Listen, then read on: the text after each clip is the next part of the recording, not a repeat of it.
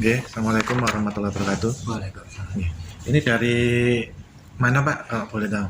Saya dari wali murid siswa DLBK atas nama Ahmad Rasyid. Ya, Oke. Saya mau sharing mengenai rencana kedepannya untuk anak saya. oke, Oke. Rencana saya kan akan mau melanjutkan Pak oke, kuliah. Cuman eh, apa namanya jurusan yang dia ambil itu di luar dari oke, yang dia ambil sekarang. ya. Oh, maunya jurusan apa? Kemarin saya tanya itu jurusan psikologi. Minta psikologi, oke? Nggih, nggih. Sedangkan kan kalau saya coba cari info, kalau kalau untuk melanjutkan lagi itu peluang diterimanya kalau tidak linear dengan apa namanya jurusan yang diambil sekarang untuk SMK itu agak sulit, Oke, Di samping itu juga saya juga sudah saya coba kasih pemahaman kan sama anak saya mengenai jurusan yang dia ambil itu kedepannya itu seperti apa, karena jurusan di luar, setahu saya ya, jurusan di luar non istilahnya teknik. Kalau teknik itu peluangnya di dunia kerja itu lebih banyak gitu loh daripada yang non teknik. Jadi enggak seberapa ini, cuman ya masih saya suruh pikir sih, makanya nanti mungkin ada pertimbangan apa mungkin yang bisa kami dapat dari jenengan. Mintanya di kampus mana Pak? Kemarin sih rencananya ya itu pilihan pertama ya Pak. Untuk pilihan kedua dia memang akan tetap ke teknik, rencananya ke ITS, intinya ke ITS, antara ITS atau PPNS kalau nggak salah. Mungkin apa ada masukan sebelumnya dari kakak kelasnya yang dari Sinato Pribo. Tapi belum tahu ya psikologinya kampus mana, belum tahu. Belum. Cuma psikologi. Kami masih tetap mencoba untuk mengarahkan anak kami ini tetap di teknik, Ya alhamdulillah ya Bapak ini kan mendukung ya anak untuk kuliah, meskipun ini kan SMK Pak ya. Iya. Kalau SMK memang programnya itu 3 Pak, BMW, bekerja, melanjutkan atau wirausaha.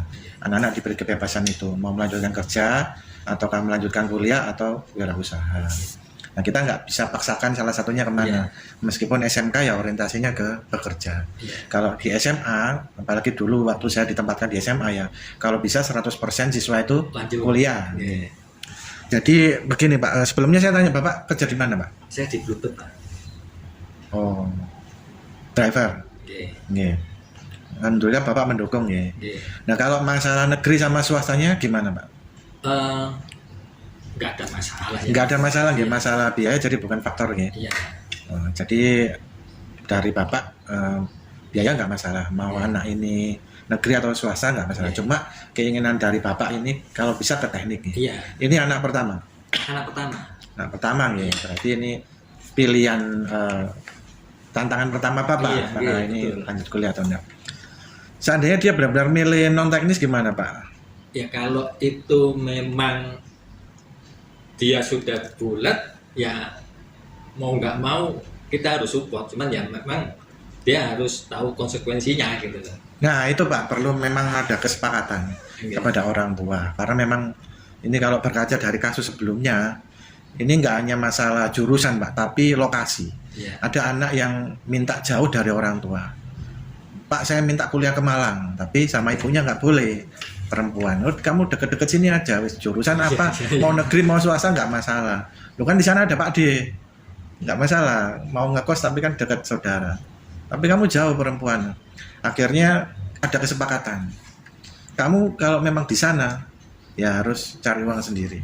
Kalau di Sidoarjo kamu masih bisa ikut orang tua, tapi kalau jauh dari orang tua kamu harus nyambi kerja. Nah karena sudah ada kesepakatan itu akhirnya ya anaknya harus responsibility, harus tanggung jawab terhadap pilihannya.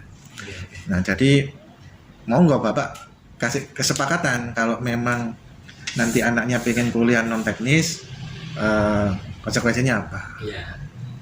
Sudah ada? Belum sih, belum. Cuma memang belum ada kesepakatan ini nih. Ngeten. Sebenarnya pilihan tadi itu masih nomor 2, Pak. Yang nomor pertama, kayaknya target anak saya ini dia masih mengejar beasiswa ke Jepang kayaknya. Oh, yang kerja? Bukan yang kerja, beasiswa ke apa namanya itu, Max apa itu, yang dari pemerintah Jepang itu. Ya, memang kalau saya lihat lagi dari ininya, dari persyaratannya itu memang ada yang kurang, masih ada yang kurang. Kayak bisa masuk dia persyaratan kalau dia ambil yang D3, nggak bisa yang S1 kalau persyaratannya. Kalau yang dari S1-nya dia agak kurang. Bisa masuk tapi dia ambil yang non teknik. Gitu. Oh gitu. Kalau yang di tekniknya dia di sains saya nggak mungkin masuk kalau yang S1 dan beasiswa itu. Gini. Jadi yang ingin Bapak konsultasikan apa kalau Bapak sudah punya kesepakatan dengan anaknya? Gini, mungkin saya bisa dapat masukan dari jenengan mengenai, kan dia mau rencana ambil dari psikologi. Ya.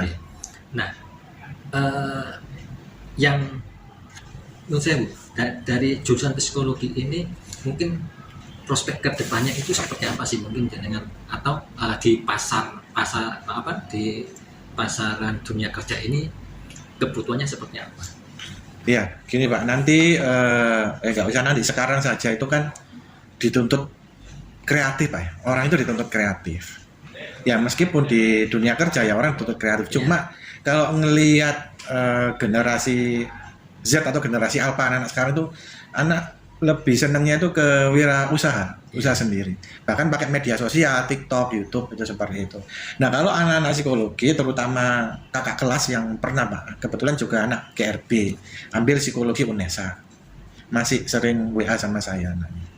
Itu dia bikin usaha jasa psikologi sendiri Pak. Itu yang punya mental wirausaha gitu. Terus nanti ke sekolah-sekolah nawarkan jasa psikologi atau ke pabrik-pabrik, ke industri untuk rekrutmen karyawan, seleksi karyawan atau untuk kenaikan pangkat. Mereka menyediakan alat tes atau untuk wawancaranya. Itu yang ingin wirausaha sendiri untuk dari jurusan psikologi. Sedangkan kalau yang ingin kerja ikut orang atau ke industri, mamanya ke pabrik ya, Bapak tahu sendiri ke HRD kan? Iya makanya. Ke HRD seperti itu. HR aja. Iya, Human Research Department atau istilahnya orang personalia. Iya. Meskipun kebanyakan mereka dari hukum malah, dari jurusan hukum, tapi untuk yang jurusan psikologi dipakai untuk rekrutmen, seleksi karyawan seperti itu. Iya. Kalau mengenai aturan perusahaan ya yang biasanya tahu anak jurusan hukum. Iya. Meskipun anak psikologi itu ya tetap harus belajar kalau jadi HRD atau personalianya seperti itu. Itu Pak yang saya tahu. Kalau di industri ikut perusahaan ya, paling ke HRD manajernya seperti itu. Nah kalau dari kakak kelas yang akhir-akhir ini mereka punya usaha sendiri Pak, wirausaha sendiri, membuat jasa psikologi, bahkan ada yang bimbel, membuat bimbel sendiri. Nah sekarang kita kan nggak bisa maksa Pak, konsep berpikir anak ini, wes ikut orang aja. Nah akhir-akhir ini banyak yang malah mereka itu punya usaha dipromosikan di TikTok, di media sosial seperti itu. Memang ada kendala satu Pak, anak saya ini komunikasinya kurang, agak kurang, jadi nggak terlalu terbuka lah ke keluarga juga atau ke kurang ini, karena komunikasinya sendiri dia nggak terlalu intens gitu ke teman, kayaknya agak kurang ya, nggak tahu dia sama teman ya, kadang-kadang sama keluarga nggak terbuka, sama orang lain lebih terbuka. Mungkin saya belum pernah ketemu anaknya jenengan, mungkin nanti kalau ketemu ya saya ajak ngobrol maunya gimana, karena memang ini kan baru awal-awal kelas 12. Meskipun seharusnya kalau anak pengen kuliah ya ditata Pak, mulai kelas 10 nilainya, terus prestasi akademis di luar itu juga menentukan. Kalau yang kemarin ada banyak yang kemana yang mungkin nanti Bapak saya kasih channel YouTube saya Pak ya. Oh boleh. Ya saya kasih channel YouTube saya karena kebetulan saya kan yang admin sama operator untuk mendaftarkan anak ke perguruan tinggi, terus yang lolos itu saya wawancara semua, termasuk yang sudah kerja ke Jepang itu ada 2 orang saya wawancara. Nah, cuma kebanyakan kan channel saya ini ke perguruan tinggi, anak-anak yang mau melanjutkan. Itu kemana saja itu ada datanya lengkap Pak. Mulai tahun 2014, mulai dari angkatan 25. Kalau anak jenengan angkatan 32. Itu sama dengan usia sekolah kita. Usia sekolah ini udah 32 tahun. Untuk kelas 12 ini angkatan 32, anak kelas 10 yang baru ini angkatan 34. Nanti saya beri channel saya, kebanyakan memang anak-anak yang tetap bertahan di teknis itu ke ITS, PPNS. Kalau anak GRB ya teknik sipil, arsitektur. Kalau yang banting setir itu ya banyak juga, guru SD, guru teknik, ada yang pengen jadi guru teknik. Terus sastra Jepang juga ada. Karena memang oleh pemerintah difasilitasi, enggak harus yang jurusan teknis masuk teknik semua, enggak. Nah, anak-anak yang banting setir bahkan PAI itu ada Pak, guru agama itu ada anak daftar guru agama. Saya juga heran loh, kamu daftar PGSD itu jadi guru SD loh kamu. Enggak apa-apa Pak, memang seneng aja. Ya sudah, enggak masalah. Yang penting kalau diterima daftar ulang, lihat UKT-nya sekian, jangan mundur. Berapapun biaya yang akan dibayar jangan mundur. Kalau memang kamu dari keluarga yang kurang mampu ya ngurus beasiswa. Itu banyak di kampus nanti kalau mendaftar gitu.